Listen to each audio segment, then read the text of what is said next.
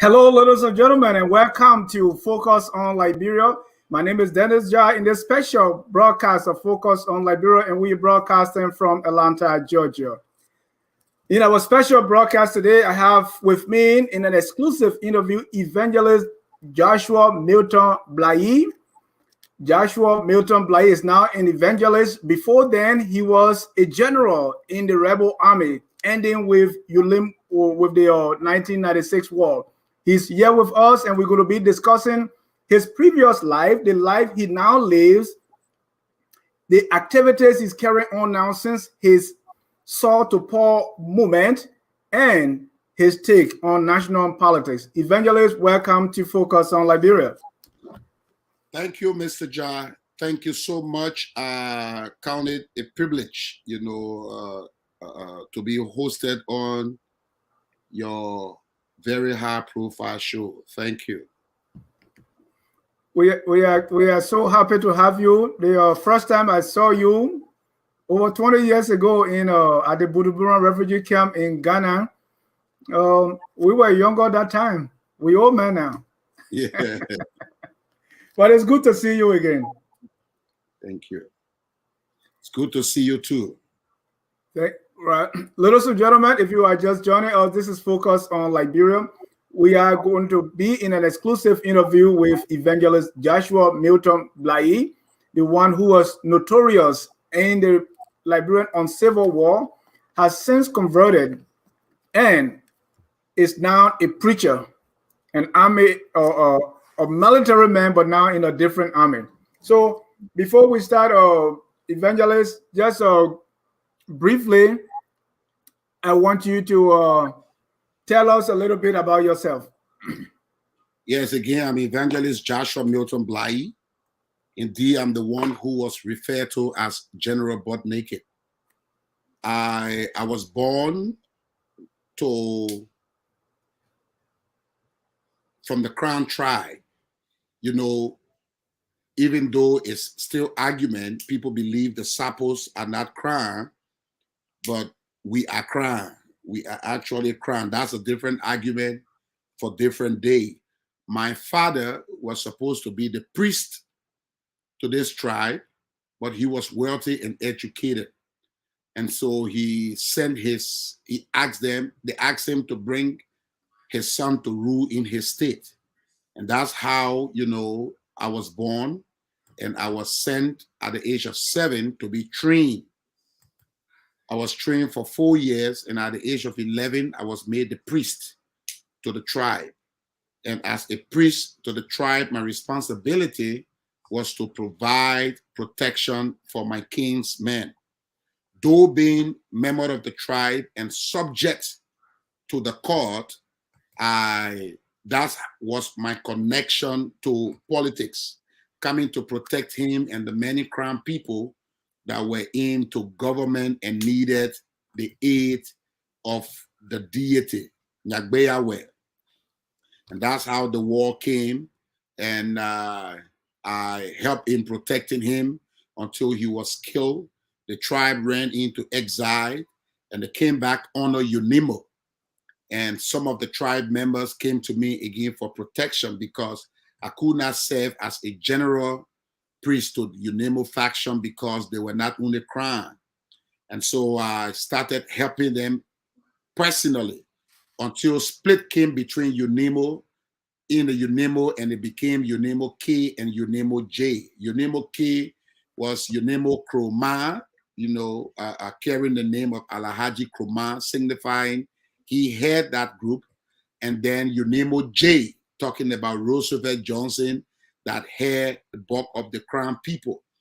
And so because they did not have arms and ammunition, I was called to use my spiritual means to maneuver spiritually to rescue the many Crown people who was in the bushes when the Mandingo guys tried to take over Unimo.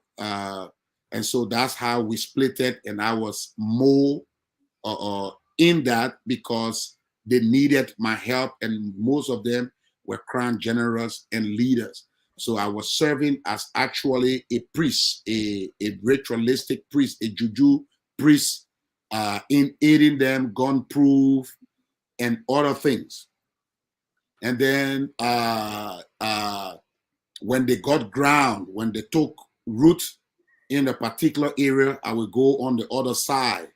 So it happens until 1995, when we thought ECOMOG was siding with Charles Taylor in Bombing Hills, and the war came between Charles ECOMOG and UNAMO J, where we seized the Nigerian heavy weapon that they were waiting to pay everything to get back from us. Okay. And so, before you go on, because you talk, I want us to lay the groundworks here, because I too am from the southeast. I'm from Sino County, just like you, so I'm a little familiar with the tradition. When you say priest in the Grebo area where I come from, they are the Bodio. They are not really involved in warfare. yeah. Right. So when you say, so how is that different from the priest who you are talking about? Because the warriors are different from the priests. Exactly. So the warriors, I think in the Quran they call them the Bawin. okay, they have the traditional priests and the traditional warriors. Okay. So I was a traditional priest. To break that down, when 1990, I came in town with Omen Jeswen. He was from the Grepo side. Right. We came to contribute to the president. You mean Omen Jeswen, the father of Apollo Jeswen? Yes, Apollo Jeswen, father. Oh, okay, yeah, I know him. Yes, and then we came in town with Yuzio Bawe and Nyomplu Tele. The two of them, Nyomplu Tele was a warrior, a traditional warrior, or elephant hunter. Yuzio Bawe was an elephant hunter. And so we were four that came to help in the barrack, in the mansion. But then Omen Jeswen, with his experience, knew that the war was going to turn against us. So he left and started, we felt he betrayed us to Charles Taylor. That's how he ended up with Charles Taylor. So I was priest to Nyomplu Tele and Yuzio Bawe. And I, a single priest, controlling them because they were on different fronts, controlling them on both fronts was a challenge for me. When I left one person, before I get to the other person have caused havoc. When they do not see enemy to fight, it's like the dog is trained to catch meat. When no meat, it start catching chicken. So because they were trained to fight the enemy, they were programmed to fight the enemy. When the enemy is not coming, they start killing their own people. So that's why we needed to take one of them down. That's how we took Nyomplu Tele down. That's how we killed Tele and maintained Yuzio Bawe, who was just in jail and released with those Crown guys that were arrested. He was even in the Africos some time ago so yes, so I was a priest. But then when UNIMO came and there was no warrior, I have to leave my priestly role to operate as a traditional warrior. So what was your priestly role to Tele and the other people? What specifically did you do? We're giving priest is a person who advocate between man and the gods. Right. I was between the men and the gods. When they wanted gun proof, when they wanted disappearing, when they needed to service, the gods would tell them what to bring. So I'm in the gods' mouthpiece. I would tell them, this is what you should bring, this is what you should bring. And when they bring those things, I translate those things into powers and give it to them. So there were, besides them, there were other soldiers who were coming to us, wanted gun proof, wanted disappearance. But those two were originally traditional warriors that we brought to help in the war. Good. All right. So you were getting to the point of the ECOMOG soldiers, and I think you made that same. You said that during the during the TRC report. Yeah. Yeah. So go ahead, and I have the clip, but go ahead. Okay, so that's how when I went, we went when we felt that Charles Taylor, because Charles Taylor was actually he was buying the ammunitions from us. He was using Captain Dada, who was the ECOMOG commander in Bomi, to buy the arms from the small soldiers. So they were stealing, and they depleted our entire ammo dump. So when we found that out, we got angry with them, and then we started fighting. So that's how the 1995 war with ECOMOG started, where most of them, lost their lives, even though they came to seek peace. And actually, it was just Captain Dada and few commanders who endangered the lives of other Nigerian soldiers and things. So when we seized those weapons, when we seized that weapon and they were negotiating with us, we were called to town for consultation with Roosevelt Johnson, me, and other leaders. And he was asking us to give the arms back. And it ran into 1996 because there were blockage on the road. We could not cross Swam Maka to come to Monrovia. We could not cross from Pool River to come. So we needed to maneuver different way to get to Monrovia. However, we were in Monrovia when Mr.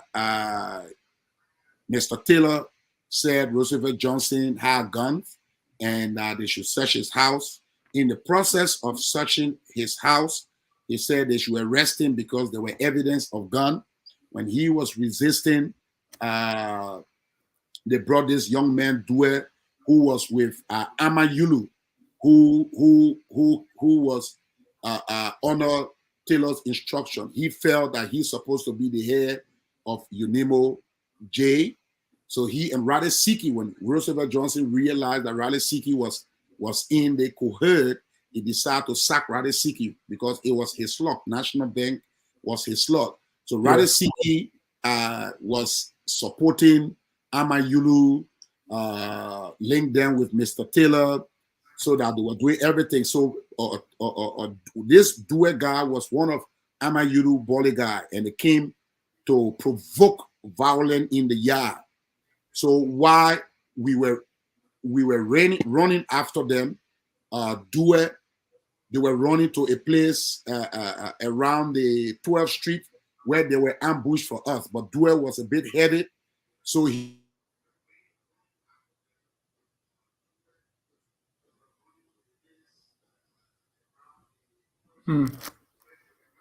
We have an issue there with the tape. We play this tape shortly while we wait for the this to come. When we went in Cape Town, they were hiding in the women bush because it was the season at the time.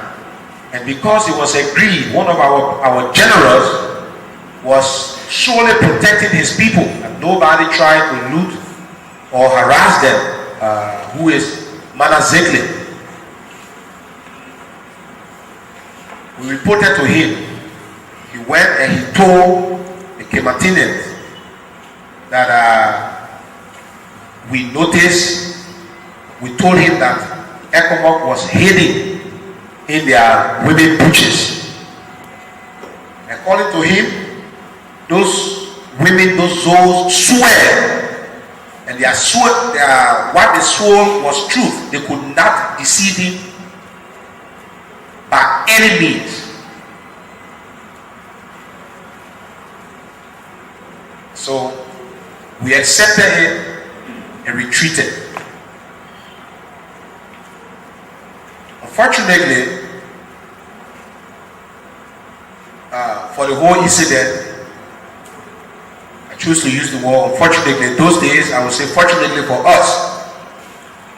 But unfortunately, a truck of ECOMOG soldiers were ambushed. We took up all their army uniforms and put them on our boys, who started talking like ECOMOG and went back to Rabosport. When the citizens saw them, the now invited them to the sandy bush to turn their brothers over to them. Not knowing it was our boys that were dressed in the Ekumok uniform. We took them from there and brought them to, they were brought to Maher, a place in Godric, one of the camps in Godric. And Manazile was called. We told him what happened. He felt betrayed and ordered that whatsoever that will happen to those people, to his people in Ramosport, he did not care. The boys would go ahead and do whatsoever pleased them. That is how one of the brutal massacre took place in that area. In the whole Cape Town, if I can recall, there was 2 major massacres and 1 minor one. To my knowledge, that one in that season of 1995, that is how it occurred. Ladies and gentlemen, that was the former General Butt Naked, now Evangelist Joshua Milton Blahyi, before the TRC, talking about the massacre in Cape Mount County, something that he confessed he participated in. Our discussion today is with Evangelist Joshua Milton Blahyi. We're talking about his former life as a warlord, as a fighter or a traditional priest. His activities now as a born-again preacher of the gospel of Christ, and his take on national issues. If you are just joining us, my name is Dennis Jai, and we are broadcasting from Atlanta, Georgia. We are having some issues with his connection. Shortly, when that is restored, he will be joining us. So in the meantime, if you have, you can call the phone lines and share your comments, or call in and share your thoughts. General, the former general is going to be here shortly. His connection is giving trouble now, so we are hoping that he's going to be coming back to join us. Those clips we played, that was his clip when he was confessing to the TRC. During the TRC process, he asked for forgiveness, and he was, as a result, pardoned by the TRC not to face prosecution. But just like Paul in the Bible, still people don't believe that he's telling the truth, that he has actually confessed. There are others who think that all the things he said he did, some of them may not be true. What psychologists describe as grandiose thinking. He's thinking too big about himself, and he's not.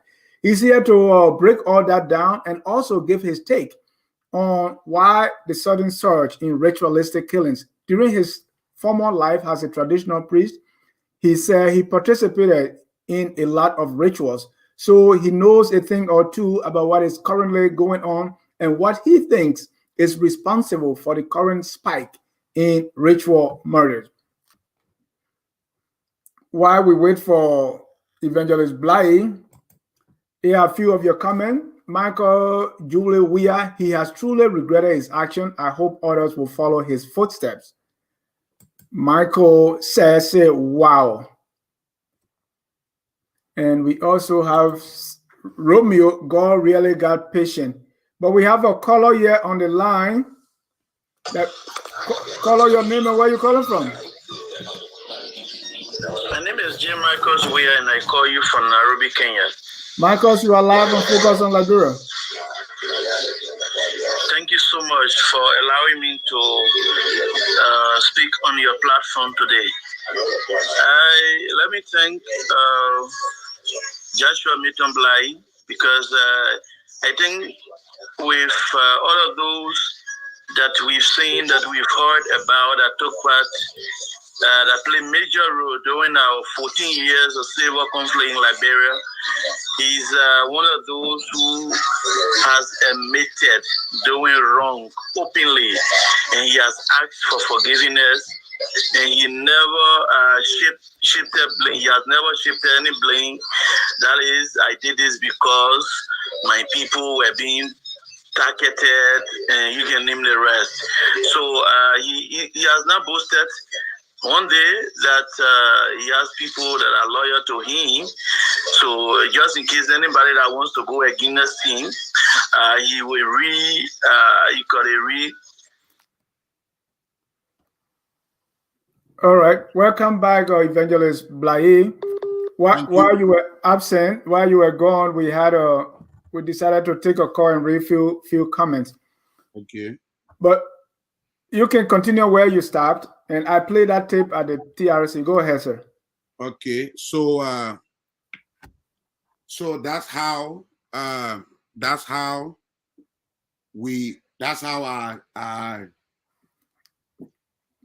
came to protect Roosevelt Johnson. Also, when the tension was hard after Dewey was killed, they charged him for murder, and so the ECOMOC intelligence, the peacekeeping intelligence that were in town were able to try to explain to them that this man was running away from us.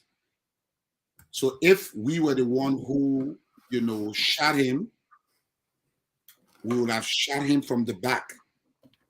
But the bullets were in his chest. It came through from his chest.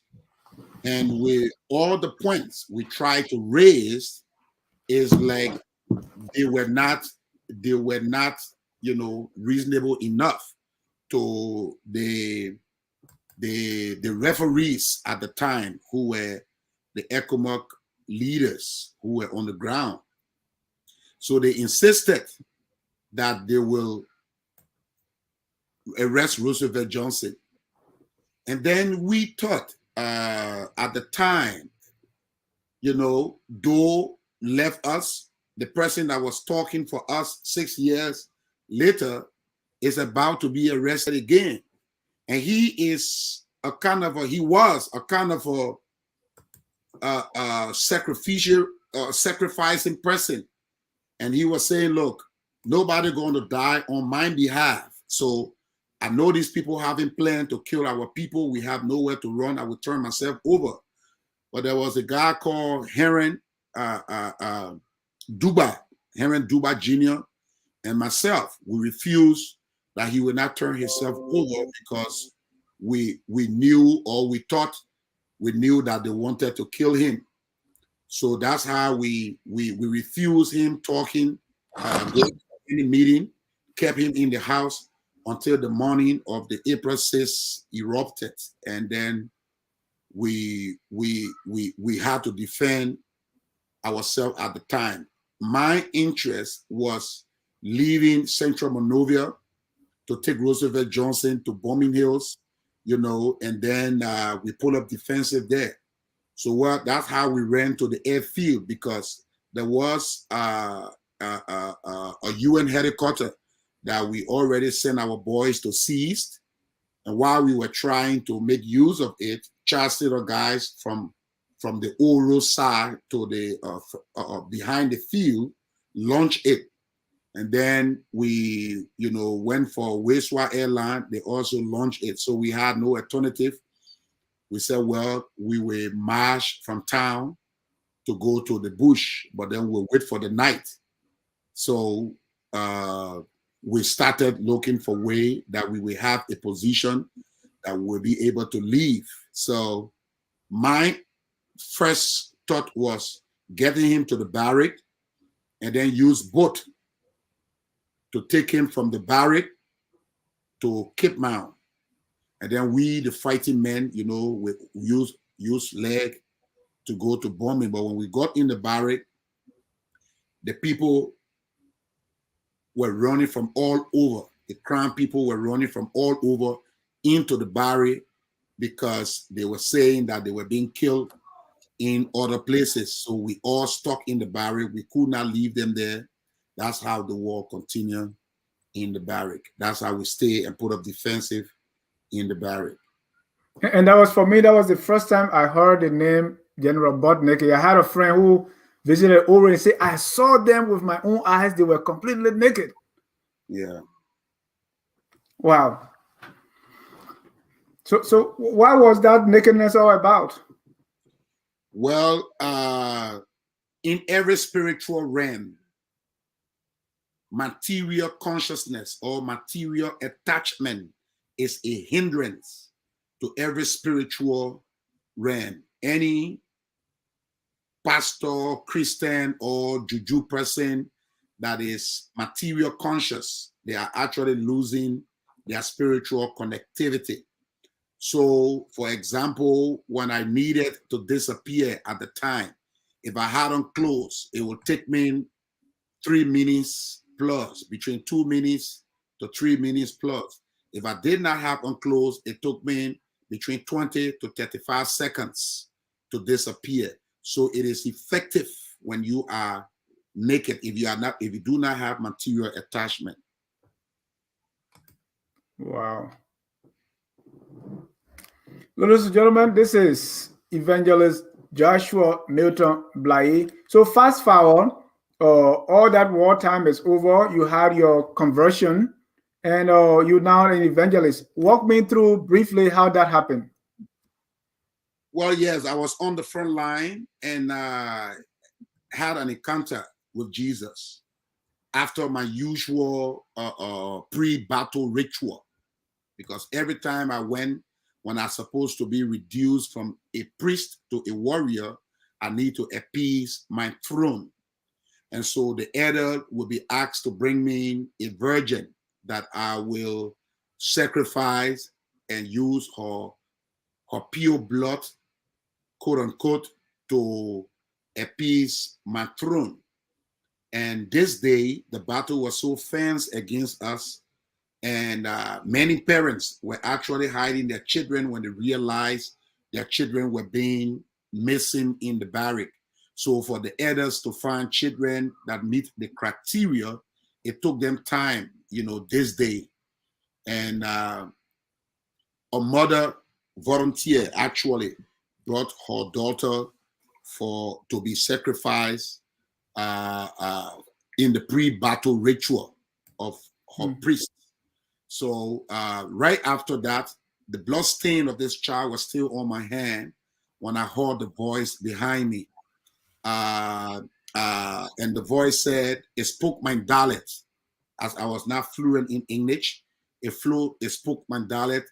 And he said, Anju de Keidi, that is my son. Why are you a slave? When I tried to look back at this voice came from a man 4 to 5 feet suspended from the earth, but he was brighter than the sun. And I had to bend down my head, to talk to him from the corner of my eyes. And that's why I strongly believe the scripture that says every knee must bow and every tongue will confess that Jesus Christ is Lord, because his presence that day was so compelling that I could not look at him for the split of second. However, when he said, why was I slaving? I thought it was an insult because I thought I was the Lord of the city at the time. And so I felt, offended, but he was so kind. His voice was so peaceful beyond description. And so I asked him, how will you call me a slave, when I'm supposed to be a king? And he said, you regularly said you're supposed to be a king, but you are living like a slave. I told him, I never understood. He said, well, repent and live or refuse and die. And then he vanished. And then there's a group of guys who were in Banave, in Child Center Control area, who were praying, called the soul winning. And these guys were praying that Pharaoh firstborn should die. And they were talking about the generals. And so many generals was dying actually in that April 6th war. When they started praying against me and calling to them, they got a prophecy from a woman who told them to not pray against me, but pray for me, because God have arrested me for his purpose. And that's how they kept praying and fasting for me 54 days. And that 54 days, on the 54th day, it was my birthday. They came to Ken Johnson Road, went to my house, tried to preach to me and what have you. But on the 54th day, which was the 30th of September, which happened to be my birthday, I finally surrendered to Jesus. and gave my life to him. And from that time forward, the next morning, I took my arms to Roosevelt Johnson and told him I have found a new master. He thought I have gone to fight for Mr. Taylor, but I told him the master was Jesus. However, it sounded very funny to him, and he and his colleagues laughed at me because actually at the end of the month, when I'm supposed to make my regular sacrifice, and because we were in the city, they were reframing me from doing it. They were asking me to go across Pole River to do whatsoever sacrifice I wanted to do. And so when it's delaying and I cannot get the sacrifice, I'm agitated. I'm like, normal. So when I told them I have found a new master, Jesus, it was sounding so funny to them, and they all laughed me into score. However, I went back, the things, all the cars I looted, that was seeing that the boys looted and people looted, that I seized from them to focus on the war was in demonstration fans. Monies we looted from the bank was in my house. I turned them over to the commander at the time of ECOMOC and told my boys if they wanted to join in, they could join in on my new joining. Some of them joined in, and we moved to Bannerville. And I left the entire Central Monrovia and was in Bannerville in a church called City of Life, a small church in Area that is now the big church. And I started from a general, I started sweeping the church floor and sleeping on the church bench until the pastor invited me to his house to stay, who became my spiritual father, Bishop John Kung Kung, today. So I left the entire Ken Johnson role with all the houses and things that were under my control. The owners, the Brooks, who house I was living in, when I told them to come and clean their house, they thought I was just setting trap to harm them. However, I left everything behind and started my new joining as a Christian. And at that time, I was so naive. I did not even know there was something called war crime court. I did not know there was anything called, I didn't even see there was repercussions for my action. And so I started going from community to community, giving my testimony. Evangelist, before you continue, just fill in this little gap. How did you move from being a priest, someone interceding, to now being a warrior? Because the priest role is different from the role of a warrior. How did you make that conversion? I was playing the dual role. So because remember, jail was not equipped, did not have arm and ammunition. So I will use my spiritual power literally to enter the enemy's territory, use colaxes to kill them, to fight them. They will escape, and then the guys, the fighting men will come to take the area and take all the guns I capture. I turn it over to them. Then I return to be a priest. That's why I needed to make this sacrifice when I'm transitioning from priest to warrior. So at that identical time, because there was no Nyoplu, there was no Yuzio Bawe, and there was not direct spiritual connection from here to the Putu Mountain. I needed to go through Sierra Leone spiritually, Guinea spiritually, Ivory Coast, and slip into the Putu Mountain to officiate whatever thing I wanted to officiate. So powers for me at the time were expensive. Imagine where I used to use one person for a particular ritual, I needed 7 at this time. Because going through Sierra Leone, I needed to pay homage to whosoever head that is in a charge of the corridor I would pass. When I get to Guinea, I have to pay. I get to Sierra Leone or Ivory Coast, I have to pay. Then I enter Grand Gide. Evangelist, how can anyone like me believe all those things that you were saying about the entering the Putu Mountain and all those? What can you say to convince me and other people that what you are saying about your power that time is actually true? Well, for me, I don't argue on those things. First of all, that's where I want to bring people because I want to bring people to this understanding about the ritualistic. I really want to emphasize on that because that's where people will clearly see that these things are in the dark. There is no convincing explanation. I will say it, you could believe it if you want to, and if you want to doubt it, you can doubt it. But first of all, if you are a Christian and you believe the Bible talk about God. If you believe God, the Bible also talk about devil. You should also believe the devil exists. And there are scriptures in the Bible that talk about people using the lives of others for powers from Genesis to Revelation. For those practical things, few people who were on the front line with me who did not die will be witness today that some of them emptied 2-3 magazines of bullets on me and it did not kill me. So people like that will be it's easier to convince them because they will not have they have personal encounter. So Yeah. it's easier to convince them. But also on this bulletproof and all these things, they are all over. They are all on the internet in the sense where you see those Asian guys who take a sharp spear that when you throw a cloth on without striking the cloth, will tear into two. That same spear, they will take it to put it to their throat, and they put pressure on that spear that is so sharp, and the spear cannot penetrate them, but it bends. And so logic would not be able to understand these things until you go beyond logic.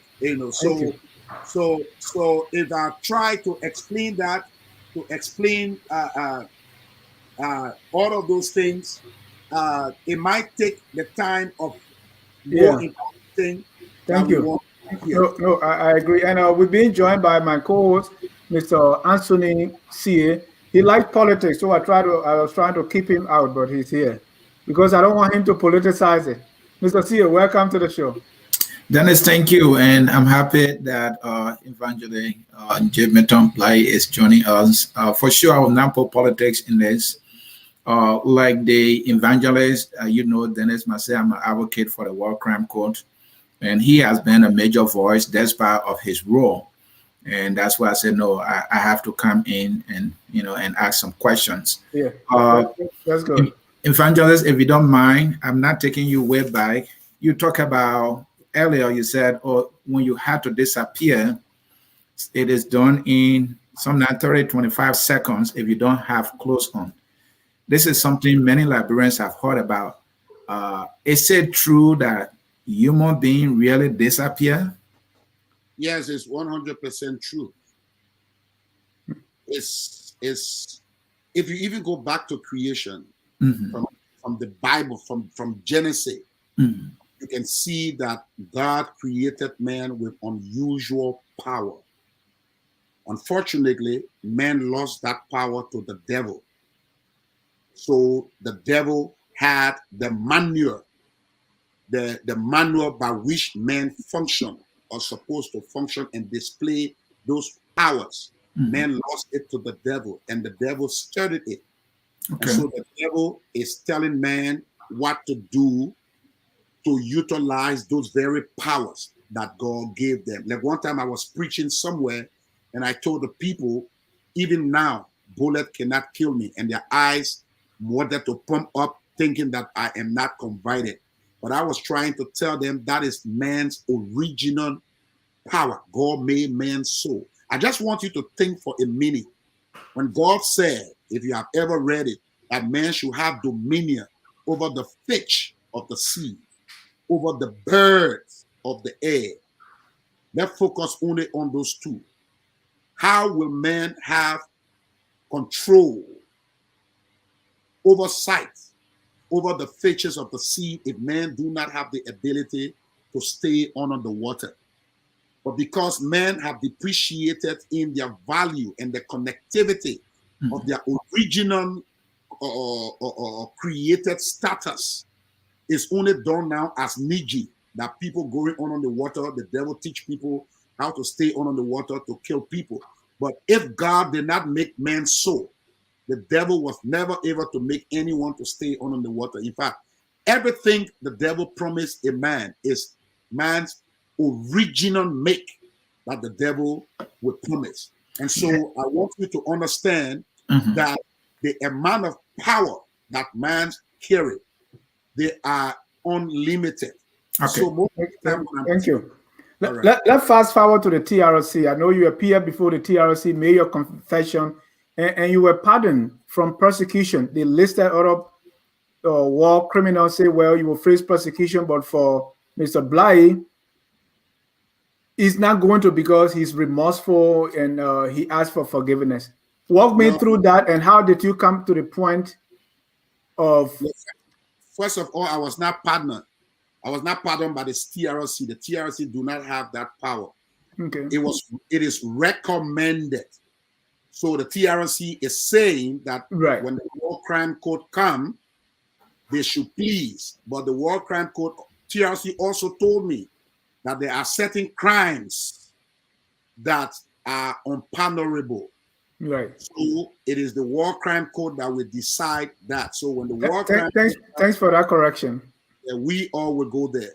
Right. Thanks for that correction. They recommended that, hey, this was our criteria if you are remorseful. So yeah, walk me through that again.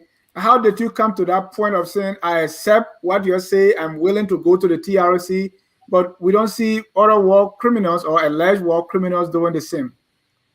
First of all, like I said, when I got convicted, I never knew there were anything called TRC or the War Crime Code. And so even when I went to Ghana, my own kingsmen thought I was talking too much, exposing them, and they wanted to kill me. They wanted to shut me up. If those of people who watching now who were on the camp can attest that my first crusade was disrupted, it was Mr. Mens on the camp who God used to protect me and save me. So I never knew. So when I got convicted, I realized that the Bible says, if I speak the truth will set me free.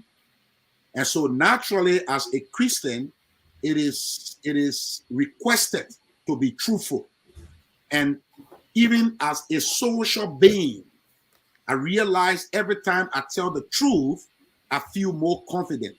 I used to go into supermarkets, I'm in communities, and then one person will recognize me and whisper to another, and in few minutes, everybody eyes on me. When I'm looking at them, they're turning their eyes on me, and I got nervous. But every time I go to church or go in community and say, I am the one, and confess those things, I feel free. So when people looking at me, it's no more strange, because my consciousness, my subconscious is convinced that I myself have told people what I have done. So it helped me in my recuperating process, and it also built my confidence that the more I say the truth, the more Jesus accepts me. So that alone was a normal thing. And even before that time, before the truth and reconciliation, I had a tradition that I look for people who are hurt. I hear about them.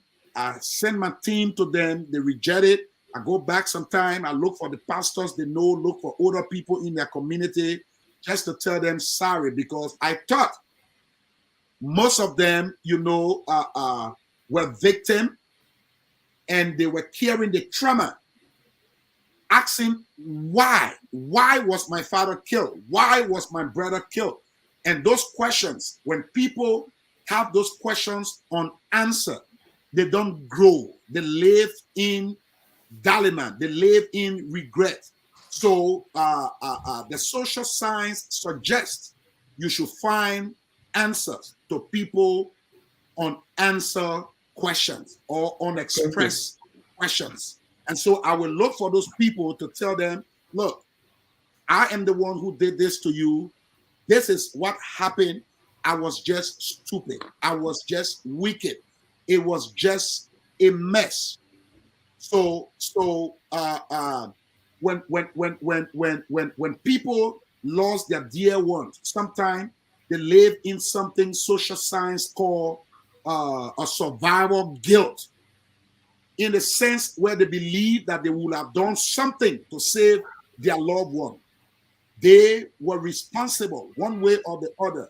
And so most of the people who are taught, and I realized that I put them in that state, I made it my culture, I made it a part of my life, which I still do, to look for them, to try to give them explanations that, look, it is just foolishness on me. It was just foolishness on me and everybody that was, part of the war.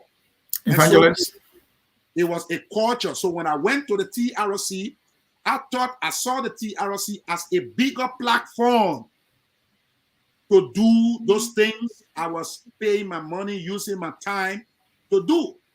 So I said everything that I could remember to say. Evangelist, before the TRC, were there times you could not forgive yourself? Even now, there are sometimes I go through extra exercises when like after this interview of such, my mind is going to be running on different things, and then I feel I'm so wicked. I was so wicked, and what have you? And because of that, I have actually, many people do not know, but I have actually sentenced myself.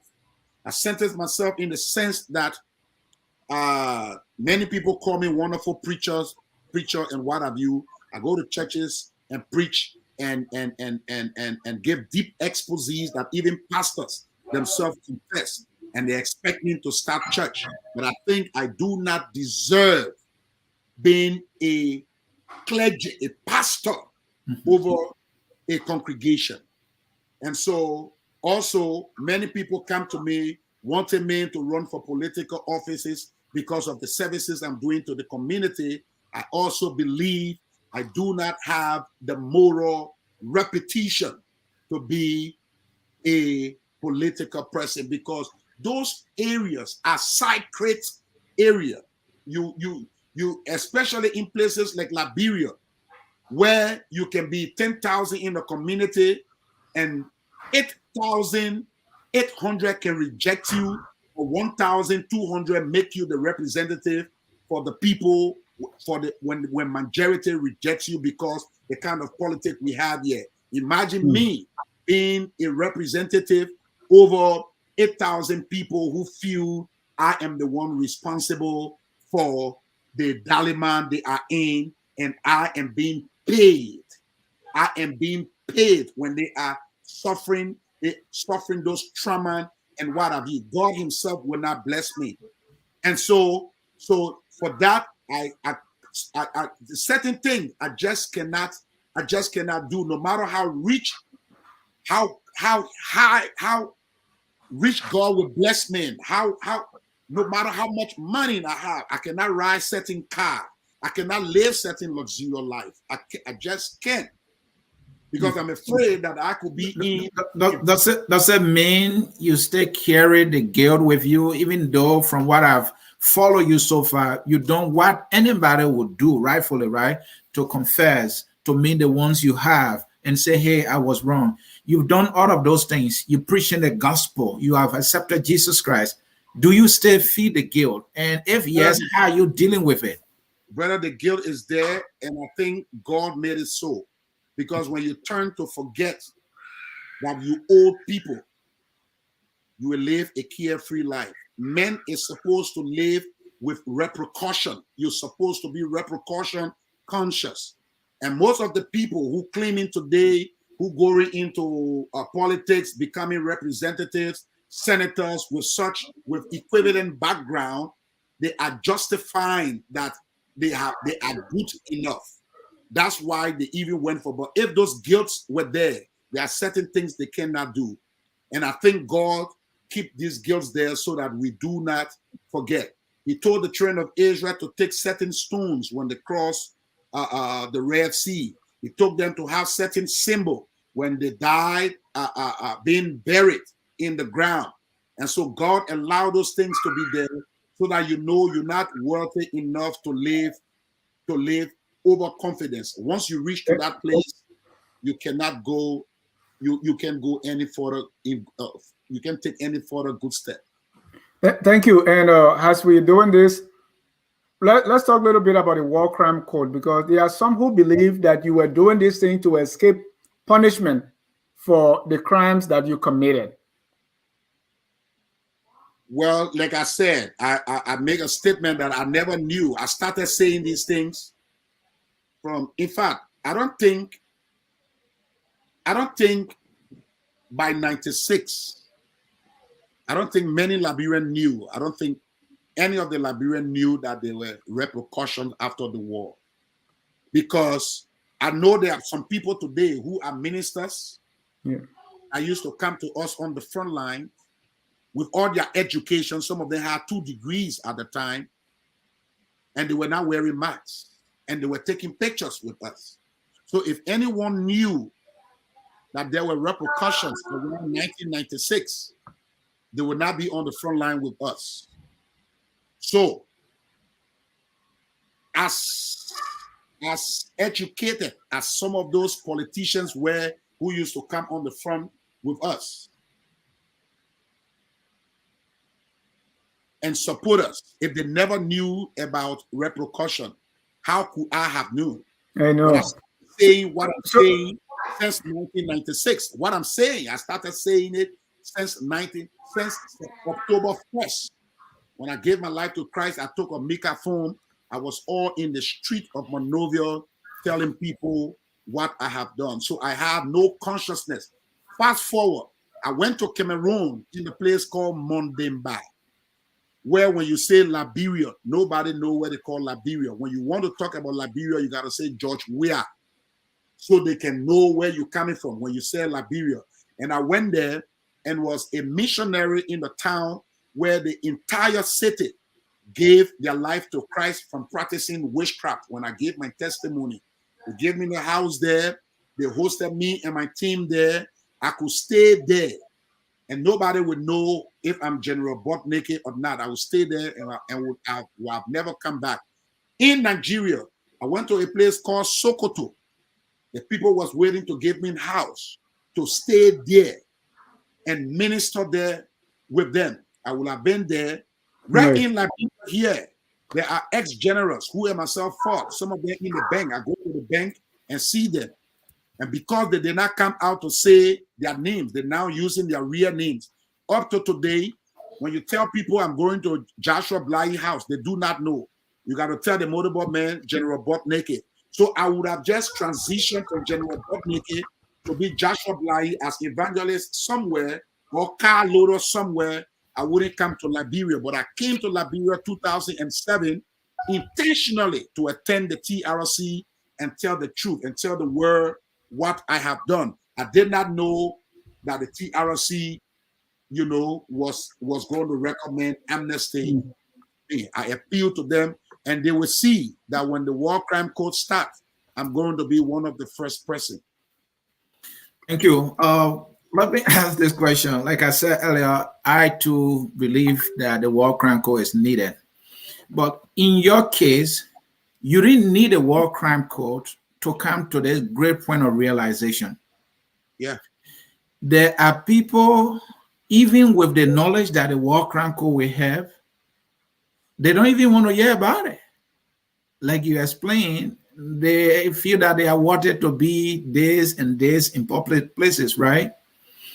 The question is, you didn't need a war crime code to come to this. Why you think others will need a war crime code, and that we need a war crime code to heal, to come to this sense of realization? You didn't need it, so why do we need it? Okay, so like I said, human will only be better if they are conscious of repercussions. No human being, if you do not know, if you are not aware that chasing other women, including in your community, break your marriage, will make you disconnected from your children, will make you disrespected by your children. If you are not aware of it, you will even bring a girlfriend in your house.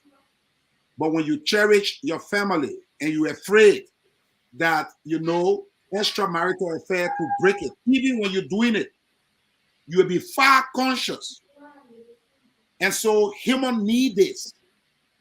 And so when civilization brings you to that realization, or spirituality bring you to that realization, is good, then everybody say, first of all, the reason for incarceration is to stop reoccurring. The only reason somebody should go to jail if they steal, because many people at risk with them. The only reason somebody should go to jail when they kill, because many people at risk with them. And so if the person realizes that what I did is wrong, and they go to explain it, to say I am wrong, that's what the TRC was all about. The TRC was an option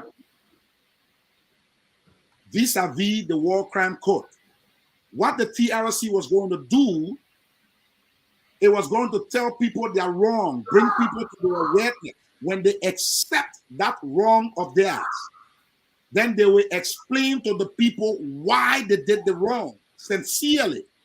When the people understand what they did the wrong, then the people will carve policy to fight or prevent reoccurrence. So for example, if I killed ZT because I was renting in his house and he asked me for his rent and I did not have money, and he put me out of the house, and because of that the war came, I hunted ZT and killed him. Then I came and somebody told me what I did was wrong, and I said, oh, I'm sorry. He said, why you kill him? Then I explained, you see, I used to help ZT in the house. When I get money, I take care of his children and what have you. But ZT, thank him, I didn't have money, I lost my job. He threw me out of the house. I tried to talk to beg him, he threw me out of the house. That's how I get vexed and kill him. Oh, people say that bad you did, that was ZT own property. But then policy cry for, who put something in the Constitution to say, okay, we're not going to allow, for the sake from now going on, we're not going to allow anybody to rent their own house to tenants. We will allow them to go through an agency, to go through the bank.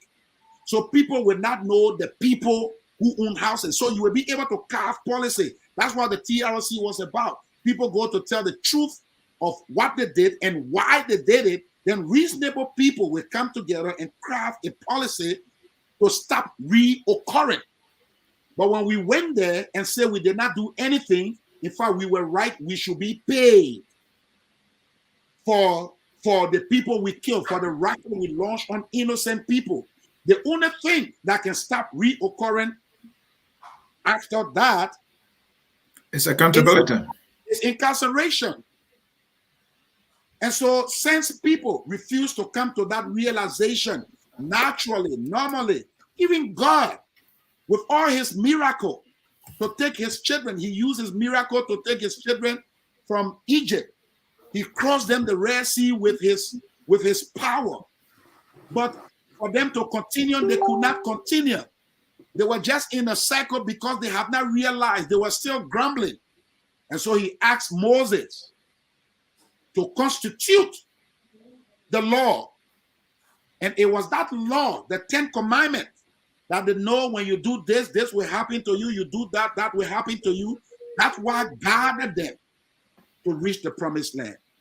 And so if God have to constitute the law to carry his people forward, Nigeria is not an exception. If we do not implement the law, this country is going nowhere. Like I always said, from the time of the war, when Madam Ellen came into power, because there was no persecution for the war, we saw selective justice.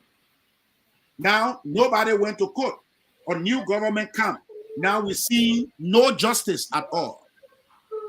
If nothing happened at this time, I cannot imagine the future governments that will come, because everybody feels survival the fittest. It's a lifestyle. The principle of sowing and reaping is out. The war destroyed that. Nobody believed that you can sow good thing now and reap good things. Everybody believed because People in the university from around here walk from here to Fenner to go to school.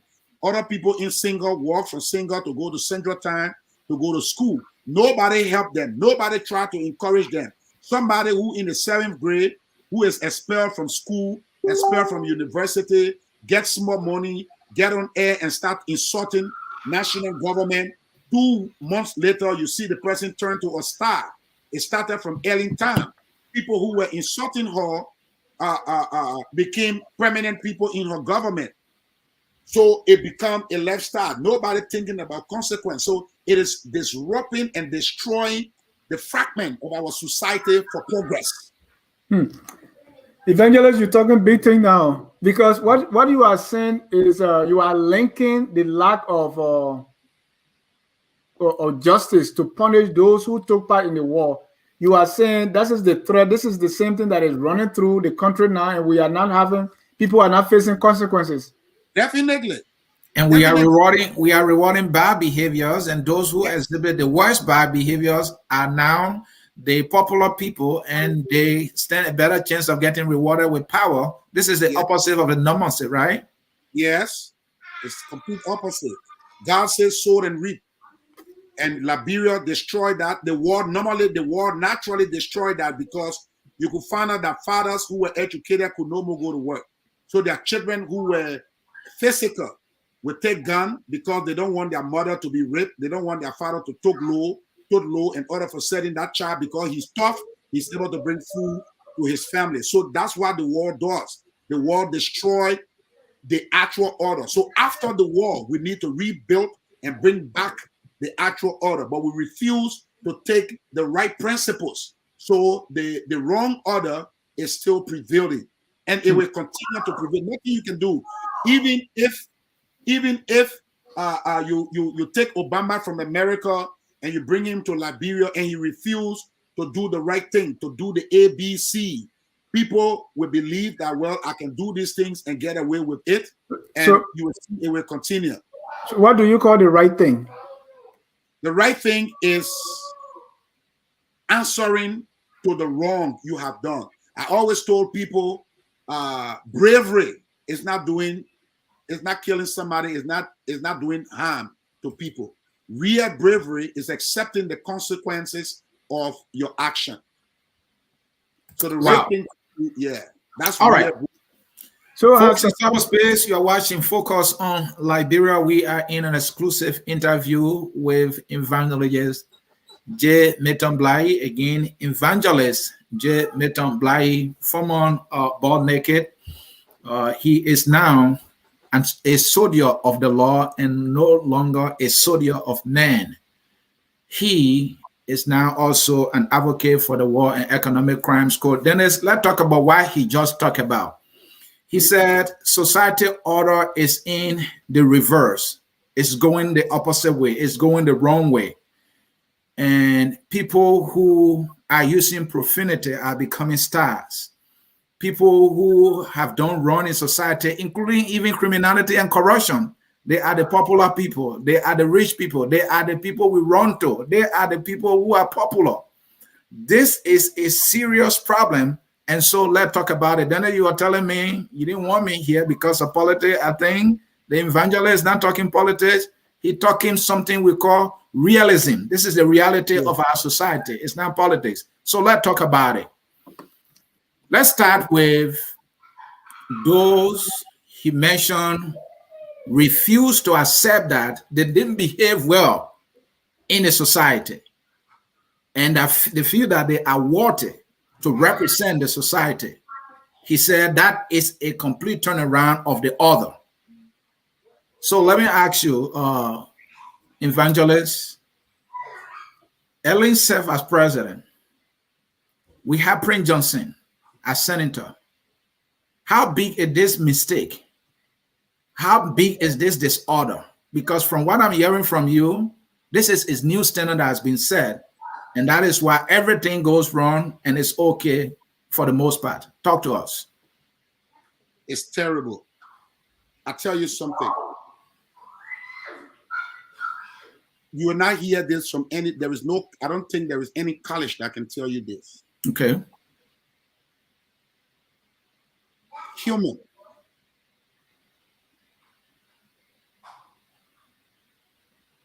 To have the right to lead 10 men who will answer to you is a sacred position. Okay. It's not common. But besides leading 10 men, just to be human being is a great privilege. I want you to know that we are not the strongest creation. We're not the biggest creation. There are animals that are 20 times our size. There are animals that are 20 times stronger than us. Even when they talk about wise, there are animals that are wiser than us. If you read the Bible, you will hear that the wisdom himself said we should learn from the ants the way they preserve plenty for the time of lack. He said, go to learn from the ants. But we were just privileged to be deciding for every other creation. And so every decision we take, it affects the trees positively or negatively. It affects the animals, the water bodies, the mountains, the hills, the iron ore, the rocks, everything positively or negatively. And so when you take a decision, for example, when you went to vote, your wife may not know who you vote for. You could lie to her because maybe she has certain interests and you so love her, you don't like that interest, but you don't want to tell her the interest. You don't want to tell her that you didn't vote against her interest, so you could lie to her, she could believe you. But those natures, the trees, the water bodies, you can't lie to them because they are in earnest expectation, according to scripture, for you to make right decisions. So when you make wrong decisions, they curse you. So Liberia is honored cursed by nature for taking decisions to elect people who hide people in secret and in the open at a sacred post. Who are you talking about, Evangelist? That's how bad it is. I'm talking about everybody who fought, whether known or unknown. And Liberian did not do deep background investigations and gave them sacred positions. Looking at our country today, I mean, there are a lot of things going on. The most recent now is the surge in ritualistic killing. The city of Monrovia is so dirty that even where we put food, we talk about security, inflation, and all that. You've been in the country all this time. What is your general feel about the way things are going in the country? Yeah, we are at a terrible condition as a nation. In the Bible, they describe certain people as princes. Princes are potential leaders. Those princes are the ones who will take decisions in the near future. But all of those princes remain princes. And the groomed one will have the chance to take that leadership. In today's terms, the princes in today's language are the politicians. Once the person take the corridor to be a politician, they are potential leader. They could be president, they could be anything, anytime. When a doctor make a mistake and give wrong medication, that whole night they carry the wrong medication all over the hospital. The people that will die will only be people in that hospital. If an electrician make mistake and he's wires to wires and the wires burn whole building, the people that will die will only be people in that building and maybe people around when the building catch the fire. But when politicians make mistakes, it affects generations. The problem with what we have today is that we are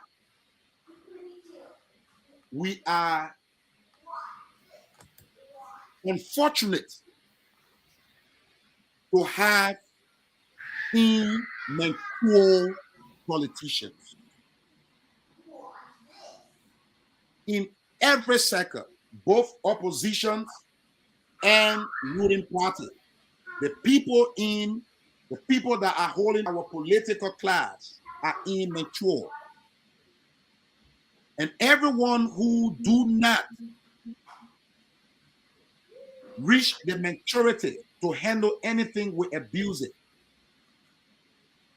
When I was a priest. Before you continue on, Evangelist, is that only immaturity you see with these individuals you're talking about, the politicians? Is that only immaturity you see with them? Only immaturity. Nothing else besides immaturity, that is the core? Yes, that is it. None of them wicked. You do preach the Bible, and the Bible says because of lack of what? Knowledge. Okay, my people perish, and leaders should have vision. Do they have vision? Do they have knowledge as to how to lead the people, and they are just immature? Is that what you're telling me? When they say somebody immature, it means they're not ripe. When something is immature, it's not ripe. When the thing is not ripe, it's sour. It do not have the wisdom. It has not reached. So immaturity is the basic. It covers everything. Yeah, it covers everything. All right, go ahead. And so, like I told some people that there have never been a wicked leader in Liberia. From all the presidents in modern time, Doe, Taylor, none of them were wicked. The only thing, every one of them were exposed to opportunities they were not ready for. When you are exposed to opportunities you're not ready for, you abuse it. If you're not ready to get married, you will abuse it. You're not ready to get children, you get children, you will abuse them. You're not ready for an office, you get the office, you will abuse it. And so we are in the era where the political class, our political runners, the political water is filled with immature people. And the evidence is all over. But like I was saying, when I was a priest, the people who came to me for positions, because they were not ready for that position, they need to make sacrifices to have that position supernaturally. And when they have that position, to maintain that position, they need to keep making the sacrifices. So all this killing you see going on, I will accuse the politicians for it. Because they are immature, they think they can use the lives of others. These are things that I used to do. Most of the killings that used to go on the ground. At some time, when the body is taken, when they open the body, I go to see those bodies. I see things that I taught people to do. So most of those people you see dying, they are dying for ritualistic purpose. Do these things work? They definitely work. I will take you to the Bible. One of the greatest leaders ever in history is called Nebuchadnezzar. In Daniel chapter 1, the Bible says Nebuchadnezzar asked his image, the master of his image, the head of his cabinet, to bring certain of the children of Israel, not all of them, to bring certain of the children of Israel. Then he classified them. He said they should be princes. That means they should have the ability to be leaders. They were called, they were born to be leaders. So he brought them, and if you check what he wanted, they should be princes, they should be well-favored, they should be skillful in knowledge, they should understand science. All of those things were criteria that they could not tell with their eyes. They could only tell them by spiritual medium. When they got those criteria, all of them, including Daniel, Shadrach, Meshach, and Abednego, were equally, they fitted in those criteria that were brought. Right. The king offered them food on his table, if you remember that. I do. And they were eating, and Daniel, Shadrach, Meshach, and Abednego said that food was defying. It would defy them. The understanding of the defying is the climaxing of the story. All those guys who were wise, they came in there, nobody knew the name, including Daniel, Shadrach, Meshach, and Abednego. But when Daniel, Shadrach, Meshach, and Abednego did not eat that food, they retained their value of leadership. But the rest of them lost their virtue on the dining table of evil. So as they were eating with the king, their virtue was being usurped. While Daniel, Shadrach, Meshach, and Abednego maintained their leadership. But the rest of them leadership was swapped to Nebuchadnezzar, and he ruled in their state. So he was exercising great leadership because he took potential future leaders to kill them. The people they're killing in the street, there are some of them that they even take to the shrine, and the shrine rejected them. I used to reject people before when they brought them, when they did not fit the criteria. So those people they're killing, they saw that they were potential leaders. And that's what I'm preaching in recent days, that Liberians need to be careful. Because when you see a bunch of premature people into politics, if they goes to places and they get a wicked medicine man, he will be able to play them like two. Somebody is sitting down in one corner, solidifying his relationship with Satan on the blood of innocent people, using immature leaders, immature politicians to make these evil sacrifices and kill people. Evangelist, there was... Yes, go ahead. Go ahead. No, because I wanted to point you to that story that we heard on the tape of the Solicitor General and Madam Ellen Cochran talking about human sacrifices, and the names of names, one of them being one Oforiata. Oforidia, yeah. Oforidia. Oh, sorry. Oforiata was a friend in Ghana. Do you know these people? And listening to that tape, what do you feel? Do you think it's true? Do you think these things are happening? And do you know Oforidia? Yes, I know Oforidia. We fought together. I know him personally, even when they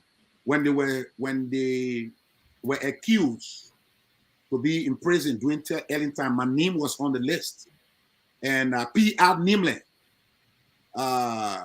went to talk to the information minister at the time, Louis Brown, because he knew what I was doing. He knew I was preaching exchange, and I was in the street taking guys from there, helping them. So P.R. Nimlin went to tell, he took me personally, because I went with journalists to the police station and said, look, anybody who want to arrest me, should arrest me, and let the nation know, let the world know that you arrested me falsely. So he was the state witness? No, he was the intelligence of police at the time. So I went to him, and he said, well, Joshua, for me, I know you, but this thing, it came. So we went to Louis Brown, wherever it went, and they took my name from the list. And that's how they arrested them. I visited them 1 or 2 times.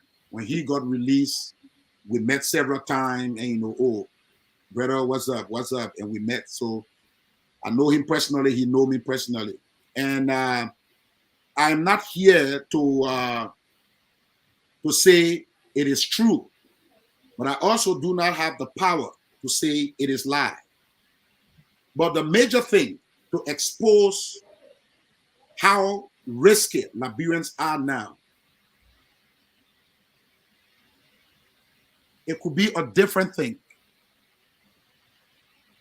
If I'm hearing two women in the market accusing each other of medicine, of ritualistic practices, maybe because they're not educated, they have that background, cultural, traditional backgrounds, and those practices have worked for them, worked for their fathers, or heard that it worked for people. But to hear a woman that is that educated and the tip with a man who is the nation legal mouthpiece in such an argument is troublesome. Because when you have some level of education, it gave you a broad spectrum of life, that hope is ahead of you. Even if you do not have job now, you know you are qualified, you're going to have job. So education demystify a lot of things. It is education that challenges even the existence of God. It's knowledge that challenges the existence of God. So with your level of education, it demystifies a lot of things in life. But the very educated people in our country are having such conversation on national radio. It's hopeless. It's troublesome. The chemical that is described in the recent sacrifices to be in the hands of Pimpin Rada, Keke Rada, our country is in deep waters. Those chemicals is what top security officers use in the Interpol to extradite somebody from one country to their country, especially if they have legal backing in the country they run away to. Top security agents use those chemicals to make them unconscious until they bring them to their country. For one woman or one man to be saying that those type of things in the hands of one motorboat boy behind them is a serious trouble. It's something that we should look at and talk about it every day to get our people aware, to leave the street on time. Even if they did not find the food from in the morning to 2 o'clock, they should start finding their ways home. And that's why we'll bring you back, Evangelist, because we just scratched the surface. Go ahead, Anthony. Yeah, Evangelist, I want to bring attention to something. You fought back then. It's about the executive mansion.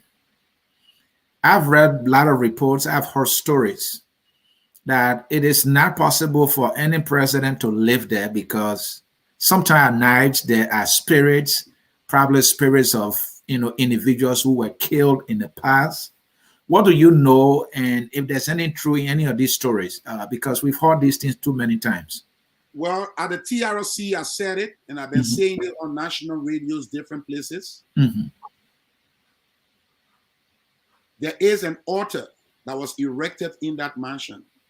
Okay. I was the one who coached Doe to erect that altar. And until that altar is removed, any other person who is not a crime man or who do not have link to the Putu Mountain can never reign in that mansion. And what was the purpose of that altar before you continue, sir? The altar was, okay, let me give you the history. Okay. All of the different cults, all of the different spiritual groups need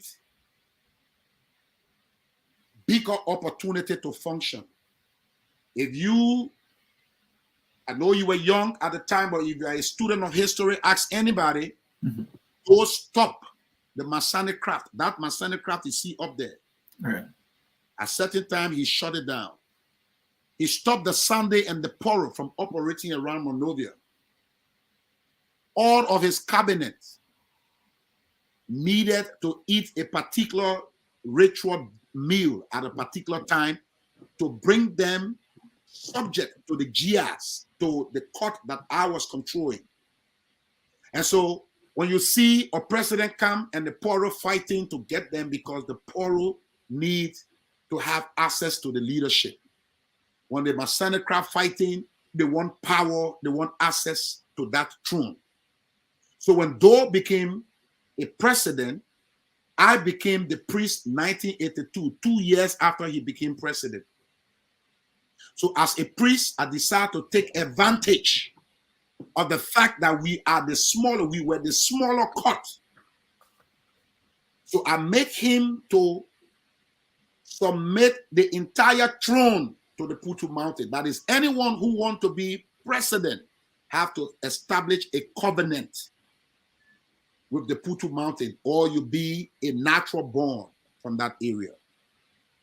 And so anyone who go there, once you have not removed that identical altar, you need to subscribe to the priest, to the people who understand that relationship to connect you. If not, the altar will fight you. Even pastors, Charles Taylor sent pastors there. And Kiat wounded some pastors to leave from there because I used the highest seat, the highest office to make declarations for the erections of that altar. The highest office of the priest. The president was the highest office. Okay. So I made him literally plan that altar. I led him. So only a president can remove it. So what is the solution? Evangelist, you talk about the Putu Mountain. That's in Sino. That's in Grand Jida, right? The Putu Mountain is divided between Njida and Sino. Sino, okay. Right. But they are traditionally the whole of the southeast. They worship the Jida Mountain, not the Putu, right? So the Putu Mountain and the Jida Mountain are the same. Okay, that's the same. Yeah, because that's a native name, and then the other name. Then because that's where the god, whatever that god is, of the southeast was in that Jida Mountain. So you're saying that's the same as the Putu Mountain? Yeah, the Nyagbeya were. Oh, okay. I just wanted to make clarification because I'm familiar with that history. Okay. Go ahead, Anthony, with your question. Yeah, so because you said pastors went there to sanctify the place so that power can be removed for any president to occupy the executive mansion peacefully. Yeah. It didn't work. Does it mean only you through that spiritual power from the priesthood, talking about the traditional priesthood, can solve it? I mean, what is the solution? Not only me, only the president, the sitting president now. Okay. Because that identical altar was invited by the office. Okay. Office. So it's something like somebody say, I, John Brown, receive Jesus as my personal savior. So for that person to disclaim Jesus, you cannot disclaim Jesus for them. They have to denounce Jesus. So it's the same way. The office, we use the office, the head of the office, to invite, to plant our altar there. I went to the Putu Mountain, the flag that was there, the seal that was there, I took it from there 2007. That's how machines were able to enter the Putu Mountain. Machines never used to go there. The Jida Mountain, guys or yellow machine used to go there. Snake used to bite the chain and they were packed. Well, I went 2007 and desecrated it and took off the seal and took off the flag, and I turned it over to the woman who God gave the vision, Mother Mimi Swain. And I turned it over to her, and she turned it over to President Salih, and I thought it was a big mistake. Was this a public event? Yes, the women are there. The pastors who went with me, they are all around. We went to the Putu Mountain. I went with a team. We went first and we stayed in Magibi. We fasted for 3 days, 3 nights. Then we moved from there and enter the Putu Mountain. I went there. It's in my book, The Redemption of an African Warlord. It's on Amazon. You will see that. Thank you. Thank you. Let me put a few comments on the board and we'll be wrapping this up. There are some questions here. Joseph Tosi, there's a great story of our country. Librarians need more information from Mr. Blahyi. Talo Kuangba, that's the widow of the late Thomas Kuangba. Say, did you kill John Noah at the altar in the mansion? And where is the altar located in the mansion? Let me put a few more comments before you are coming here.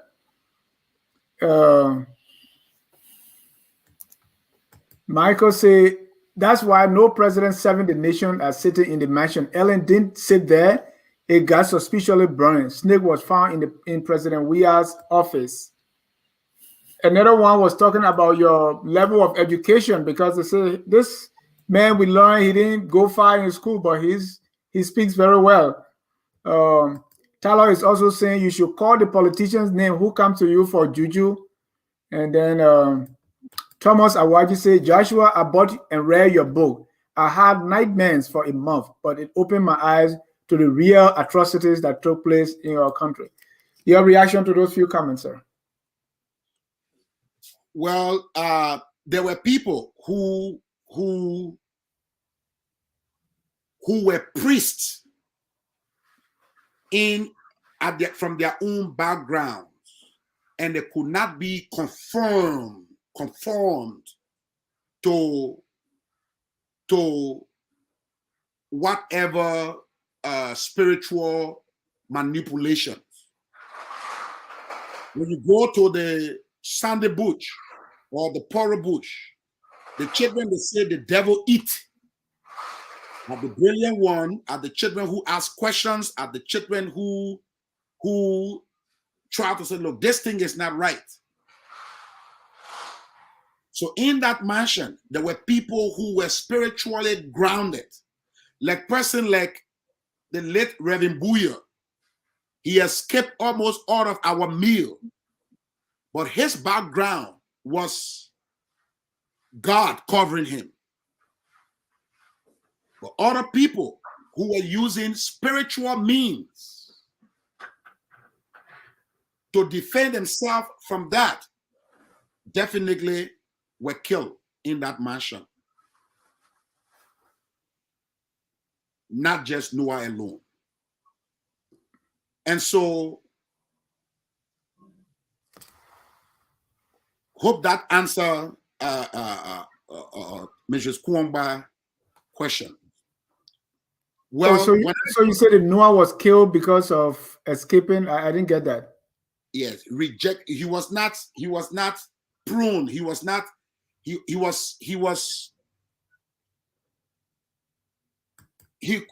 not confirm to the spiritual practice there. All right, got it. Right. So okay, so yes, I did not go to school. I stopped in the 3rd grade when my father sent me to be schooled as a witch and end up being the priest. When I got converted, the Lord assured me that he will teach me himself and I should not go back to school. So right on Ghana Ken, I subjected myself to one Philetor Koba, who is Philetor Philip now, and my wife, who were teaching me how to read and write, and started teaching me subject, verb, and agreement. And from that time, when I knew that my testimony was a demand, I thought I needed to improve myself. So I started improving myself.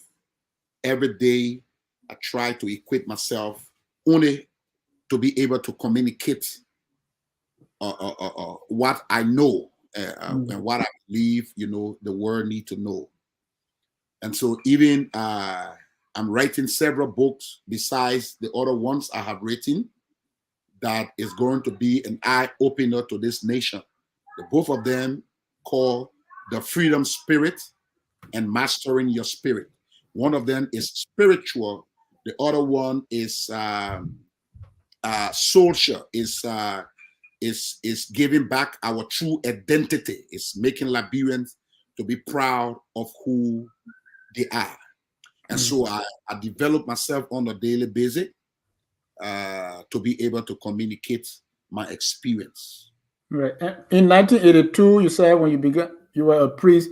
You were probably what, 8 years old? 11 years. 11 years. 11 years. Oh, wow. Well, thank you so much, Evangelist Blahyi. We really want you to come back so that we can give opportunity to our audience to call in and ask their questions. But we really appreciate your time. Any closing comment before we have? Oh, let me first have my Mr. CA. Anything? You, if you can unmute yourself, if you want. All right. Yeah. Thank you, Dennis. Something he said just now. For Liberians to be able to know Liberians, in other words, for us to know ourselves. I think he said he wants to be able to share what he knows. I think that is important because I've been listening to a lot of smart people, and that we Liberians, either we don't accept ourselves or we don't know ourselves, and that is part of our problem. And so I will really, really be able to learn from him or hear from him, and also have an interview with him, giving his background, where he's coming from. As a young child, he became a priest. He became an adult, participated in the war, and today he's telling what our problem is, even talking about our leadership. I think he will be able to give us a better understanding. For that, we would need him to come here. Evangelist, I mean, we couldn't tell you thank you so very much, especially that Martian thing, how people can disappear. I just want to know, so when you disappear, do you decide that, okay, I'm disappearing? You start a new conversation. We want the no, that's just short answer. And when yeah. Do you decide where you want to see yourself? And you see yourself there? No, when you disappear, you are actually to the same place. You have to walk to wherever you want to walk. Oh, no, they don't just see you, but you can just walk away. Yes, yes. Okay. There are two types. You could be seeing people and they're not seeing you. Mm-hmm. And another one, you will not see anybody. Nobody will see you. All right. Thank you. That answers my question. Then I don't want to open another interview here. So, Evangelist, thank you for coming. We appreciate you. All right. Thank you too. Like you said, my last words. Since 2007, I have been working with the guys in the street. When I was recommended for amnesty, I thought, I'd need to give back. Mm-hmm. So I've been taking guys from the street, ex-fighters, guys who turned criminals from different disposition of the war. We've been helping them, and we have done 7 batches. I turned 50 on the 30th of September and turned 25 as a minister or a Christian. So I was supposed to celebrate my silver and golden jubilee. And the way I chose to celebrate it this time came about when I went to West Point with my partner called Kuchi from the US. We went to West Point to divide food, and I saw children that were born in the ghetto also turn ghetto-less. 9 years, 10 years, 8 years, 11 years. Mm-hmm. So I decided to dedicate my birthday to them. So I decided to take 50 of them from the street. These ones are not coming to graduate like the other ones. They're going to stay with me as children. I'm going to train them to be future leaders tomorrow. So I'm building a place in my compound, and I was hoping that it was going to finish before the 30th of September, but it did not finish. So because of that, I have actually not celebrated my golden and silver jubilee. The place is almost finished. God have made provision for the money to complete the building, to get those guys inside from the street between the age of 10 to the age of 16. And so I just wanted you to know this later venture, and I want to encourage Liberians. This is the only country we can call our home. Let us do everything we can do and make the sacrifice. Even if we cannot bring it to the enviable expectation, we can prepare our children to take it there. God bless you. And it's a wonderful thing to be on your prestigious platform, one of the most civilized platforms I listen to you most of the time, actually. And God bless you for the good work. All right. Thank you so much, Evangelist Joshua Mayton Blahyi. We're honored to have you, and definitely we're going to be getting in touch with you. Our audience wants you more. Let's do this almost every month. We need more of you. We want to also thank our viewers for staying here with us. Here at Focus on Liberia, we educate, we elevate, and promote all things Liberia. Still many, many more unanswered questions that we want you back.